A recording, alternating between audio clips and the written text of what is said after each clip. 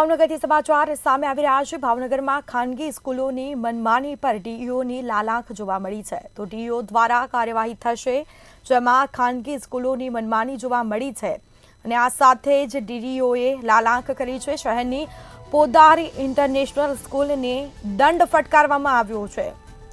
તો દંડાત્મક કાર્યવાહી કરાઈ છે, મોટો દંડ ફટકારાયો છે। પોદાર ઇન્ટરનેશનલ સ્કૂલને 1.80 લાખનો દંડ ફટકારવામાં આવ્યો। સ્કૂલમાં ખાનગી પ્રકાશનના પુસ્તકો ભણાવતા ડીઈઓએ કાર્યવાહી કરી છે, જેમાં દંડાત્મક કાર્યવાહી કરી છે। રૂપિયા 1.80 લાખના દંડ સાથે નોટિસ પણ ફટકારવામાં આવી છે। તો સાથે નોટિસ પણ ફટકારાઈ છે। 3 દિવસમાં નોટિસનો જવાબ આપવા માટે ડીઈઓ દ્વારા સ્કૂલને આદેશ કરવામાં આવ્યા છે,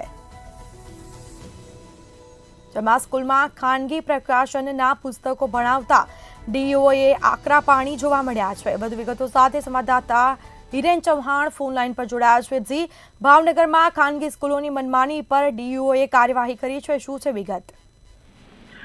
જી સ્મિતા, ભાવનગર શહેરના શિક્ષર વિસ્તારમાં આવેલ પોદાર ઇન્ટરનેશનલ સ્કૂલને ભાવનગર ડીઈઓ દ્વારા એક નોટિસ અને 1.80 એટલે કે 1,80,000નો દંડ છે તે ફટકાર્યો છે। સમગ્ર દંડ ફટકારવા પાછળનું કારણ સ્કૂલ દ્વારા કહી શકાય કે એનસીઈઆરટીની જગ્યાએ ખાનગી પ્રકાશનના પાઠ્યપુસ્તકો વડે ધોરણ 1 થી 8 ધોરણ સુધી અંગ્રેજી માધ્યમમાં ભણાવવામાં આવતા હતા। તેને ધ્યાને આવતા ડીઈઓ દ્વારા આ સ્કૂલને 1,80,000નો દંડ ફટકારવામાં આવ્યો છે, તેમજ તેને નોટિસ પણ આપવામાં આવ્યું છે। 3 દિવસમાં નોટિસનો જવાબ આપવા માટે પણ ડીઈઓ દ્વારા સૂચન કરવામાં આવ્યું છે।